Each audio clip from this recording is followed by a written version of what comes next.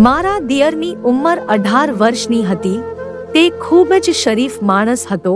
તે કોઈ પણ વાતનો એવો જવાબ આપતો કે બધા વિચારમાં પડી જતા, પણ મને મારો દિયર બહુ વિચિત્ર લાગતો હતો। મારી સાસુ અને નણંદ મને કહેતી કે તું તારા દિયર ઉપર કાંઈ ધ્યાન પણ નથી આપતી, એ બિચારો તને ભાભી સમજીને તારી આગળ પાછળ ફર્યા કરે છે। જો કે હું તેને સારી રીતે ઓળખતી હતી કે તે કોઈ બાળક ન હતો, પણ 18 વર્ષનો જવાન છોકરો હતો। શું મિત્રો તમે આવા જ વિડીયો આગળ જોવા માંગો છો? તો વિડીયોને લાઈક અને ચેનલને સબસ્ક્રાઇબ કરવાનું ભૂલશો નહીં। પણ બધા મને એવું કહેતા હતા કે તું તારા દિયરનું ધ્યાન રાખજે, કાલ ઉઠીને તે તેની પત્નીને પણ તારી ઇજ્જત કરવાનું કહેશે। હવે આ બધી વાતોએ મારું દિલ સાવ નરમ કરી નાખ્યું હતું। હવે મારો દિયર મારી આગળ પાછળ જ ફરતો રહેતો હતો। તેની નજર બહુ વિચિત્ર હતી। એક દિવસ તેને મને કીધું કે ભાભી, મારે તમારું કામ છે। મને થયું કે તે મારી પાસેથી કંઈક જાણવા માંગતો હશે। મેં તેને કીધું, હા, તું તો મારા નાના ભાઈ જેવો છે, હું તને બધું જ કહીશ।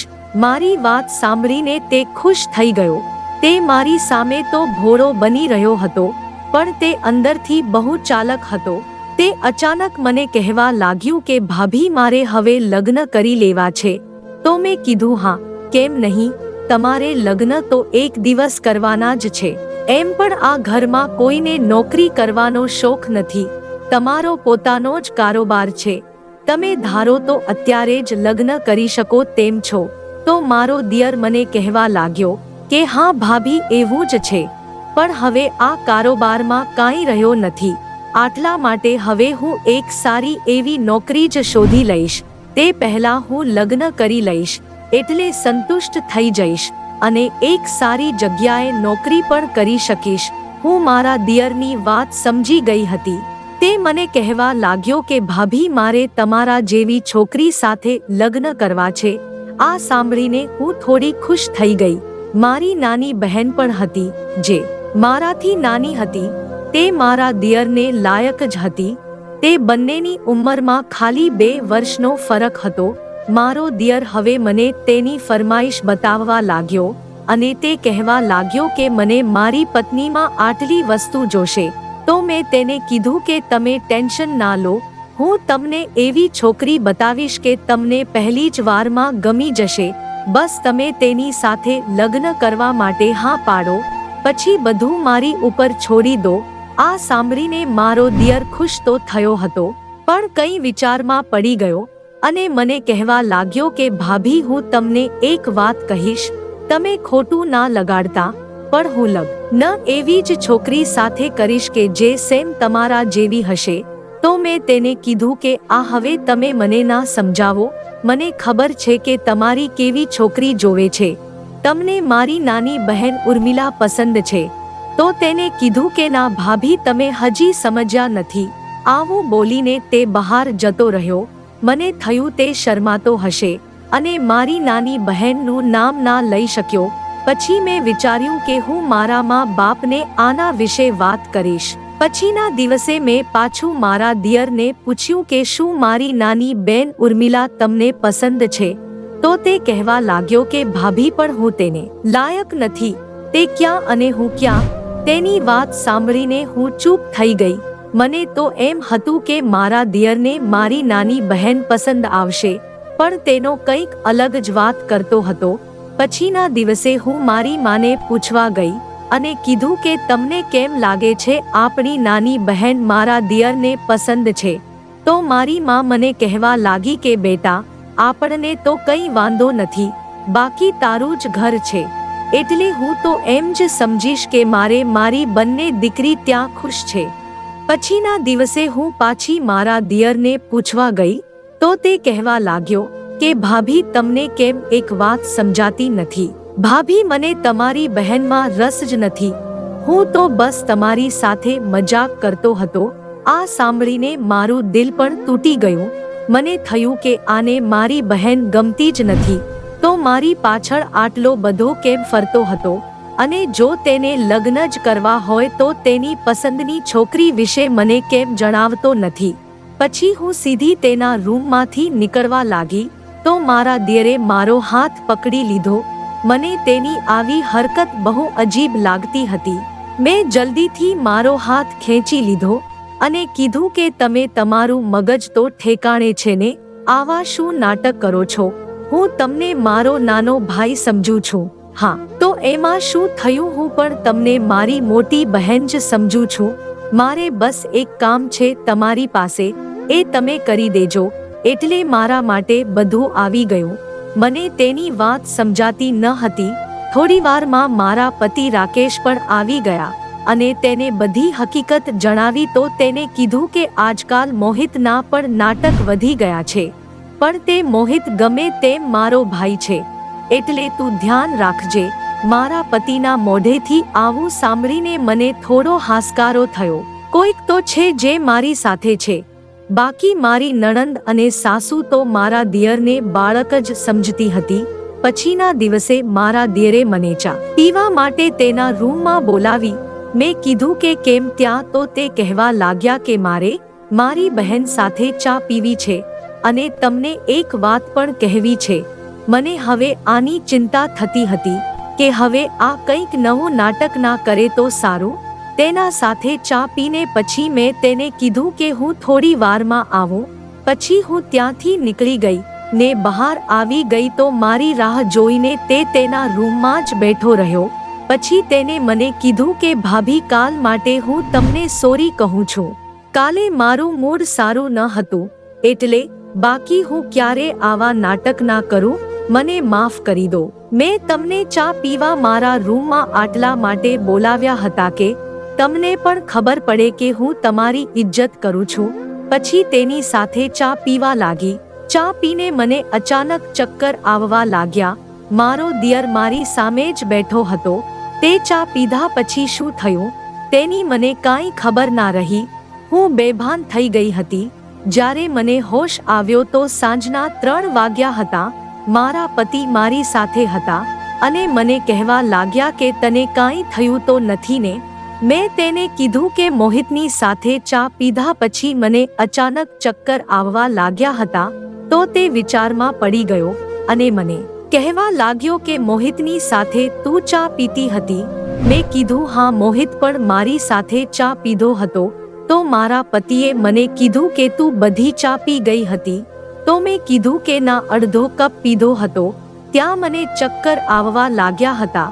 તો મારા પતિએ તે કપમાંથી થોડી ચા લઈ લીધી અને મને કીધું કે હું અને લેબોરેટરીમાં લઈને જઈશ અને એનો ટેસ્ટ કરાવીશ અને જોઈશ કે મોહિત તને કઈ નશાવાળી વસ્તુ તો નથી આપતો ને. મને હવે ચિંતા થવા લાગી હતી. મને સમજાતું નહોતું કે મારા દિયરના મનમાં શું હશે. મારા પતિ મને કહેવા લાગ્યા કે હું આનું ટેસ્ટ જરૂર કરાવીશ. પછી મેં આ વાત મારી સાસુને પણ કીધી, પણ તેને એવું કાંઈ લાગ્યું નકર. મારી સાસુને તો મારું બહુ ટેન્શન હતું, પણ તે મોહિતને સારી રીતે ઓળખતી હતી અને તેણે મારું ક્યારેય ખરાબ નહોતું વિચાર્યું. છતાં મેં તેને પૂછ્યું તો તે કહેવા લાગ્યા કે બેટા, મોહિત એમ કહેતો હતો કે ભાભીને કમજોરી આવી ગઈ છે, થોડીવાર આરામ કરવા દો. પણ ત્યારે મારો દિયર ત્યાં જ ઊભો હતો અને તે એવી રીતે હસતો હતો કે તેણે જ કંઈક કર્યું હોય. પછીના દિવસે મારા દિયરે મને કીધું કે ભાભી, તમને યાદ છે મેં તમને કીધું હતું કે મારે તમારું એક કામ છે, તો તે કામ આજે આવી ગયું છે. આજે તમારે મારી સાથે આવવું પડશે. તમે તૈયાર થઈ જાવ અને પેલા કાળા કપડાં છે ને, અને પેલા કાળા કપડાં છે ને, તે પહેરી લેજો. હું મારા દિયરની વાત સાંભળીને ચોંકી ગઈ. મેં તેને કીધું કે તું મને આમ કરાવીને ક્યાં લઈ જઈશ? તું મને કહીશ તો જ હું તારી સાથે આવીશ, નકર નહીં આવું. મારા દિયરે મને કીધું કે અરે, આપણે મમ્મીને પૂછીને જઈએ બસ, પછી તો તમને કાંઈ વાંધો નથી ને?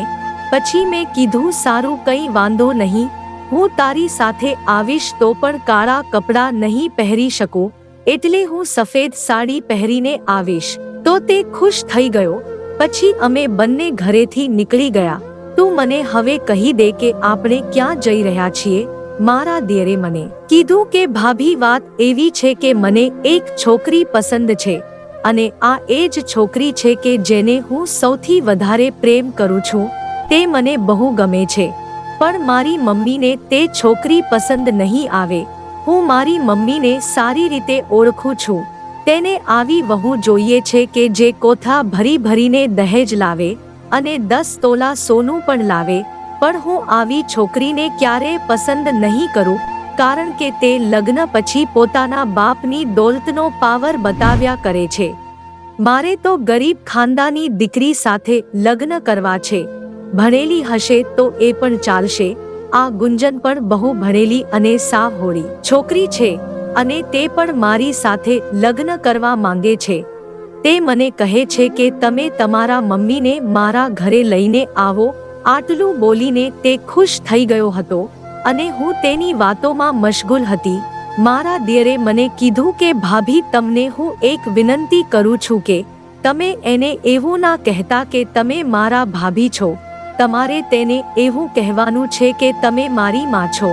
તો મેં મારા દિયરને કીધું કે મોહિત, તું આટલો પણ નાનો નથી લાગતો. હું તારી માં કઈ રીતે બની શકીશ? તેણે કીધું કે અરે ભાભી, એ લોકોને થોડી એવી ખબર પડશે. છતાં હું તેની આ વાત માની ગઈ.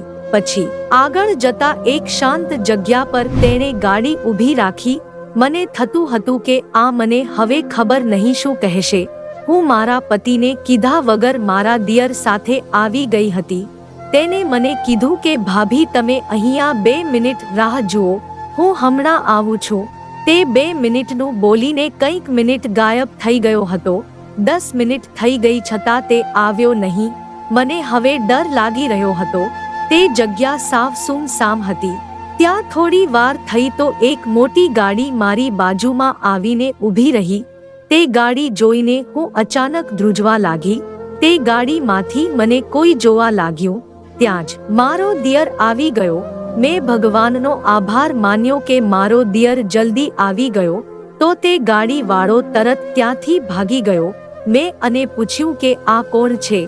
તો તેને કીધું, આ જવા દો ને ભાભી, આવા લોકોના આવા જ નાટક હોય છે. સારી છોકરી જોઈ નહીં ને આવ્યા નહીં. તમે ટેન્શન ના લો. હું મારી પત્ની માટે મીઠાઈ લેવા ગયો હતો. પછી થોડી વાર પછી અમે તે છોકરીના ઘરે પહોંચી ગયા. મેં જેવું તેનું ઘર જોયું તો તે જોઈને હું વિચારમાં પડી ગઈ હતી. તે એક ઝૂંપડી જેવું જ ઘર હતું. બાકી ઘરમાં કંઈ લેવાનું ન હતું.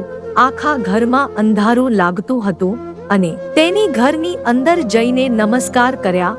તે છોકરી જોવામાં તો ખૂબ જ સુંદર હતી, પણ મને તેની માં થોડી શ્યામ વર્ણની લાગી હતી. તે લોકોએ અમારી બહુ ઇજ્જત કરી. તે બહુ જ શરીફ લાગતા હતા અને છોકરી મને પસંદ આવી ગઈ હતી. પણ તેમાં ઘરે બેસવા માટે એક ખાટલો પણ ન હતો. તો આમે નીચે અમે બેઠા હતા.